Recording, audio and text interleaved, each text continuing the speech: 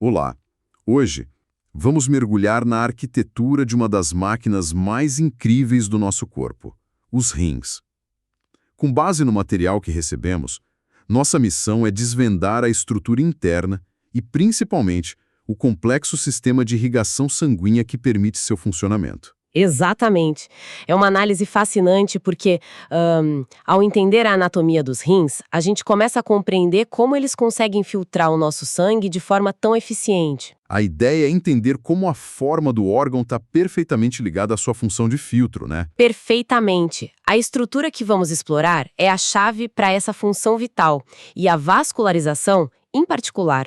Ela pode parecer complexa, mas vamos ver que segue uma lógica muito elegante. Certo. Vamos começar por fora, então.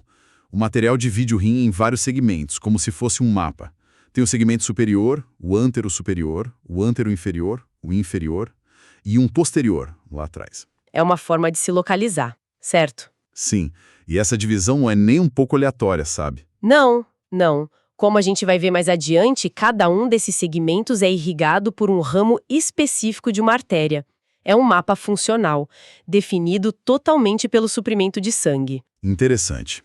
Agora, vamos fazer um corte coronal, como se a gente abrisse o rim ao meio. O que encontramos? Bom, por fora, a gente vê aquela superfície lisa, coberta por uma cápsula renal fibrosa. O material diz que ela é facilmente removível. E a forma, né? Uma borda lateral convexa, curvada para fora, e a face medial côncava para dentro, que forma uma reentrância. Isso. E tem os polos, um polo superior no topo e um polo inferior na base. E essa área côncava, essa reentrância, é o ponto principal, imagino. Com certeza. Ali é o seio renal e a porta de entrada para ele é o hilo renal. O hilo? O hilo é o portal. É por onde os vasos sanguíneos entram e saem e também por onde o ureter, que é o tubo que leva a urina para a bexiga, se conecta. E todo esse espaço interno, o seio renal, é preenchido por gordura. Entendi. Agora, as camadas internas. Logo abaixo da cápsula fibrosa, tem o córtex, que contorna a periferia do órgão.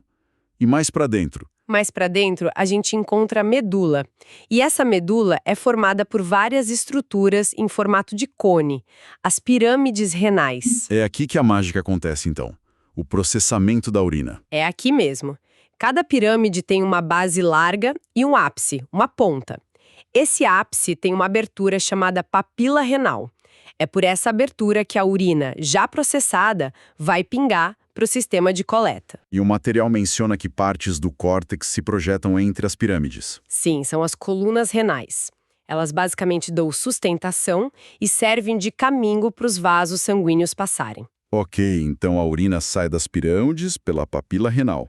Para onde ela vai? O material descreve um sistema de funis que vão se unindo. Isso. Primeiro, a urina entra num cálice menor. Um para cada pirâmide. Exatamente. Cada pirâmide drena para o seu próprio cálice menor. Aí, o material explica que 2 ou 3 desses cálices menores se juntam para formar um cálice maior. Entendi. Um rim tem, assim, uns 3 ou 4 cálices maiores, cada um recebendo a urina de vários cálices menores. É um sistema de afluentes, então. Pequenos riachos, os cálices menores, desaguando em rios maiores, que são os cálices maiores, e quando esses rios se encontram, eles formam a pelve renal. A pelve é a maior área de coleta, tipo um reservatório central dentro do rim. Ah, ok. A partir daí, a pelve renal se afunila e dá origem ao ureter, que vai transportar a urina até a bexiga. É um sistema de encanamento de uma eficiência, assim, notável. Certo. Agora chegamos na parte que fica realmente interessante e, como o material avisa, um pouco mais complexa. O suprimento sanguíneo. A rede vascular. Exato. Saindo da aorta, temos as artérias renais, uma para cada rim.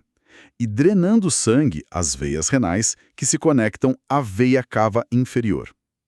O material faz uma observação importante sobre a posição deles, né? Sim, a relação de posição é um marco anatômico clássico. Se a gente olhar o hilo renal de frente, a estrutura mais na frente, mais anterior, é a veia renal. Na frente de tudo. Isso.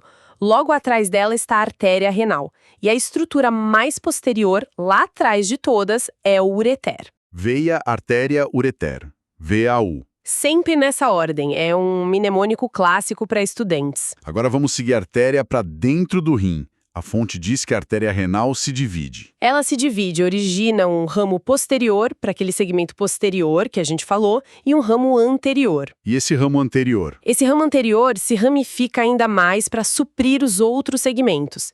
São as artérias segmentares, apical, antero-superior, antero-inferior e inferior. O que reforça o que você disse no início, né?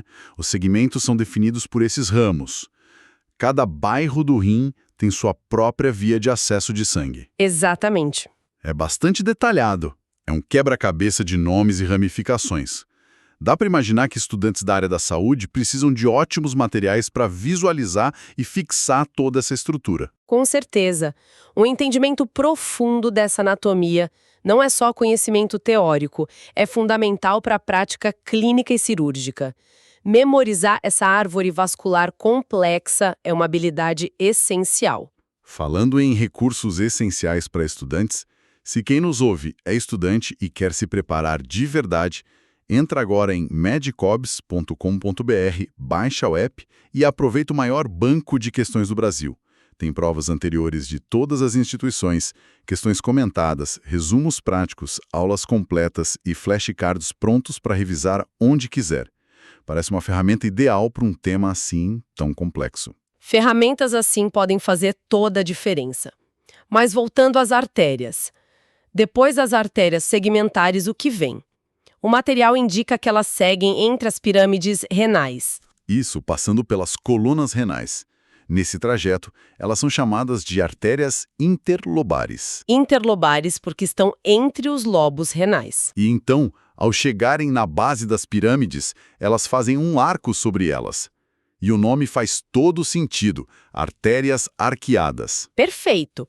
E a partir dessas artérias arqueadas, outros vasos ainda menores se ramificam para nutrir o tecido renal. Uma rede super intrincada. Sim, e tudo isso existe por um propósito: levar uma quantidade enorme de sangue para ser filtrado.